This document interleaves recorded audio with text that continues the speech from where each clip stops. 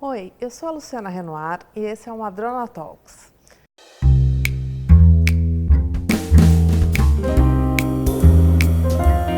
Madrona Talks. Hoje a gente vai conversar um pouquinho sobre as tendências da educação e para essa conversa a gente convidou a Maria Eduarda Savaia, a Cacai, que na verdade tem uma formação em engenharia, ela é formada pela Poli e trabalhou bastante tempo no mercado corporativo, mas sempre teve uma paixão pela educação e depois de trabalhar algum tempo em consultoria e morar fora, ela resolveu começar a trabalhar com educação em algumas escolas do Brasil, foi morar fora, continuou trabalhando com isso em Dubai e aí quando ela voltou para cá, ela acabou indo realmente realizar o sonho dela e montou a Beacon, que é uma escola super inovadora em São Paulo, está aí um pouco seguindo a tendência dessas grandes escolas de São Paulo que estão mudando o estilo da educação no Brasil. Cacai, obrigada por aceitar o nosso convite. Prazer, Luciana, a honra é toda minha. Espero que a gente consiga ter uma boa conversa. Legal. Cacai, conta um pouquinho pra gente, o modelo um pouco de educação que a gente vê hoje em dia nas escolas é o mesmo de séculos atrás, né? Como é que você vê aí tendências de educação pensando nesse mercado de trabalho que está mudando e que a gente ouve falar que daqui a 10 anos não vamos ter mais nenhuma das profissões que a gente ouvia falar no passado e tem atualmente? O que você vê de tendência e o que vai mudar na educação daqui para frente? Olha, essa pergunta eu acho ela fascinante, assim. Primeiro porque eu acho que a gente está vivendo um momento mágico da educação. De fato, a grande maioria das escolas hoje em dia ainda leva aquela educação que é tradicional, que ela é o professor na sala de aula lá na frente, com 20 carteiras de alunos. Mas eu acho que a gente precisa entender um pouco o contexto de hoje, o que está acontecendo. A educação, ela é, historicamente, sempre, ela é a serviço do contexto da sociedade onde ela está inserida. E hoje não é diferente, o que muda é o contexto, é de transformação. A revolução tecnológica, ela está mudando os empregos, como você mesma falou, ela está trazendo uma série de dinamismos que talvez nunca a gente viu na história da humanidade, e a educação precisa acompanhar, precisa formar essas pessoas. Então, eu concordo muito com o que você falou, tem um estudo da Dell Technologies e do Institute of the Future que prevê que em 2030, quer dizer, aqui, um passo, nós estamos lá já.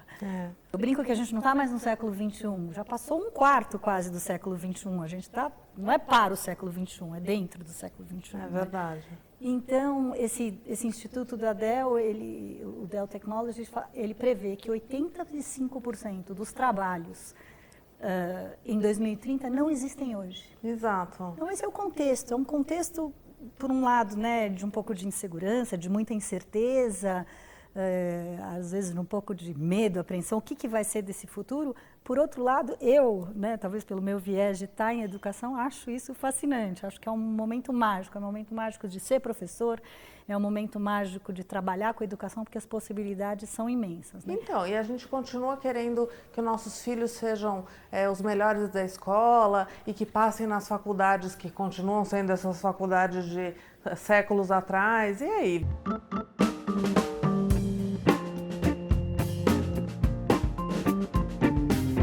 Eu acredito muito na educação, na escola, e acho que tem muito que se construir lá. Mas, dado esse contexto, quais são as tendências? E o que a gente faz com os nossos filhos, com os nossos alunos? Eu acho que uma primeira tendência muito forte é de mudança curricular. A escola tradicional, ela vai se perder com o tempo. Por quê? Porque ela não responde mais para as demandas da sociedade. A sociedade não pede isso. Se os trabalhos não vão ser os mesmos, o que a gente precisa ensinar para esses alunos? Se a máquina vai ocupar o espaço que antes era feito pelos humanos. Então, hoje, as Innovative Schools nos Estados Unidos, ou International Baccalaureate, que tem muita pesquisa em educação, enfim, mesmo se você lê relatórios da Google prevendo a educação do futuro, enfim, por onde você lê, acho que tem um fio condutor que é muito comum, que é a formação em competências. a gente tem que trazer valores, a gente tem que trazer competências, e nessas competências eu estou falando de competências socioemocionais, né, e tecnológicas para esses alunos. Porque eles não vão poder competir com as máquinas, eles vão precisar se aliar às máquinas, quer dizer, trabalhar em conjunto.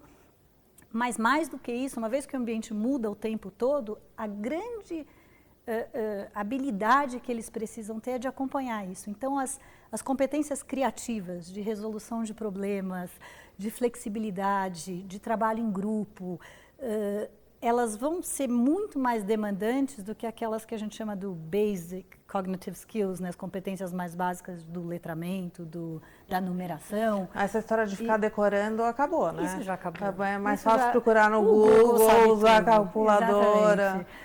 Sem sombra de dúvida. Você tem uma pesquisa que eu acho super interessante do World Economic Forum, que ele traz isso, né, que as competências para o século XXI, elas passam daquelas competências mais básicas do thinking skills para algo que é muito mais elaborado, que envolve o socioemocional. Então, o socioemocional, ele precisa estar presente. Por que isso? Porque esse jovem, né, essa criança, esse jovem, esse adolescente, esse jovem adulto que está hoje, seja na escola, seja no mercado de trabalho, o cenário que ele vai estar daqui a algum tempo é muito diferente.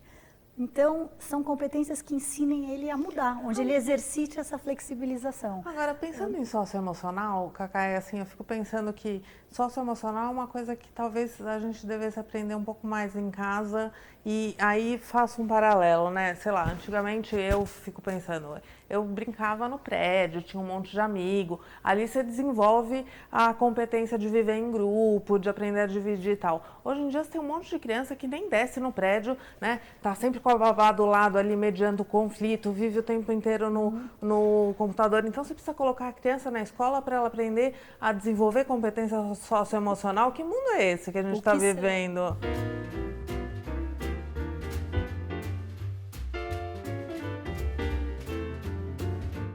Mas o que são essas competências? É justamente esse brincar com os amigos no prédio, são as competências de comunicação, as competências de autorregulação. Não vai dar tempo. O tempo é uma dimensão hoje, né, que ela é muito, eu falo assim, maluca, né? A gente não tem tempo. Como é que você se autorregula? A frustração, a incerteza, essas são competências, a socialização, ninguém mais faz nada sozinho. Os pais às vezes chegam na escola e falam, mas ambiente colaborativo, mas o mundo é competitivo, mas as pessoas não competem mais sozinhas, elas colaboram para competir. São grupos. Você vê empresas que colocam na internet um concurso para uma pesquisa.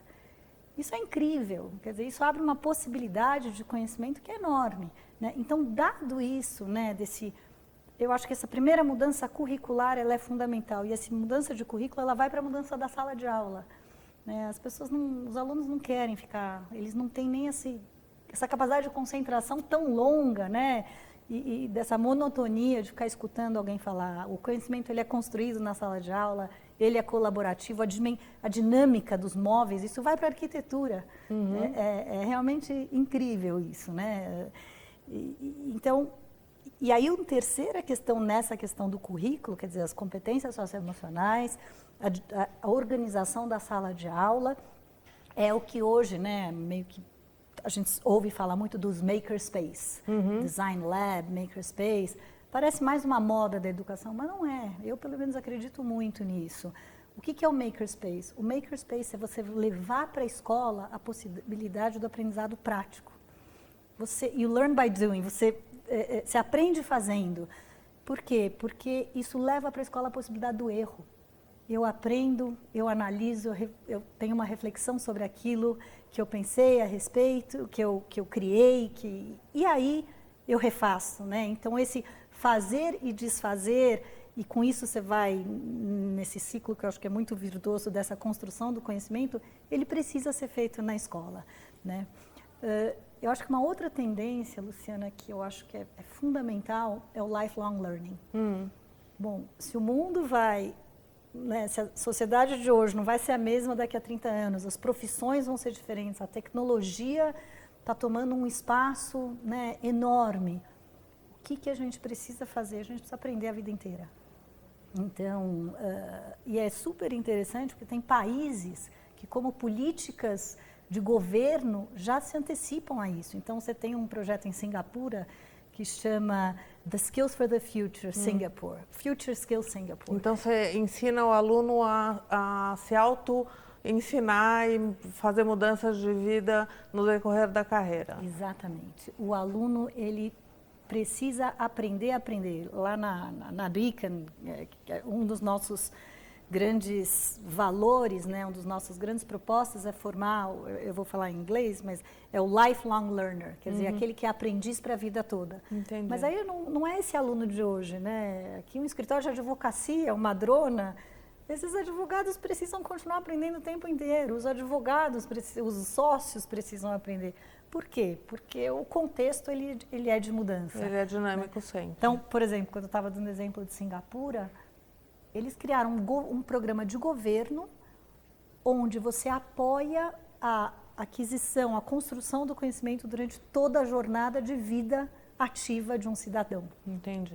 E desde estágios, ligação da universidade com as empresas, para trabalhadores com mais de 26 anos, programas curtos online, apoios depois lá na frente para quem é da terceira idade. Então, esse lifelong learning é super importante. Eu acho que é fundamental.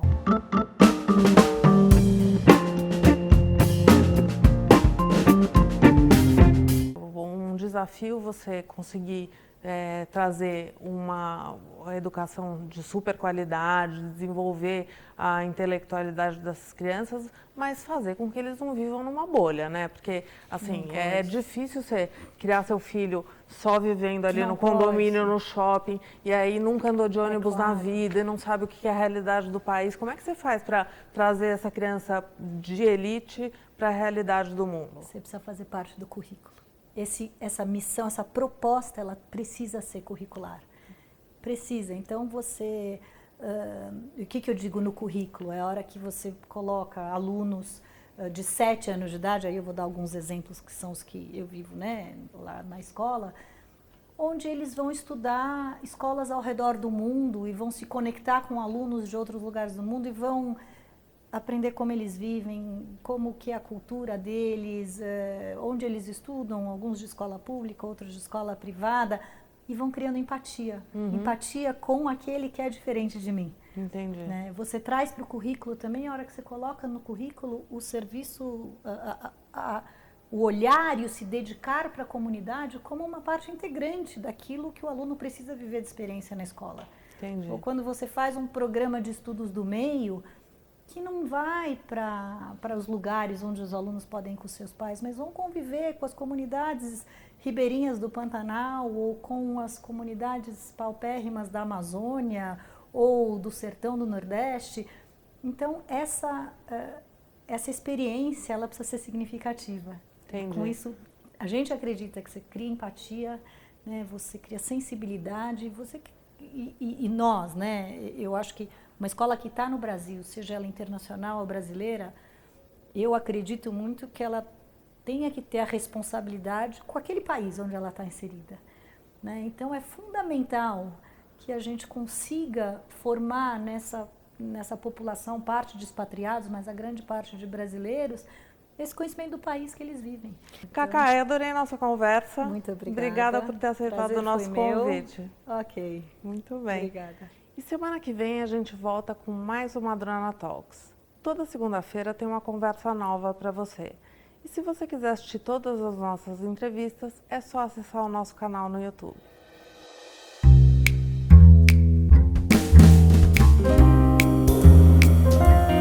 Madrona Talks.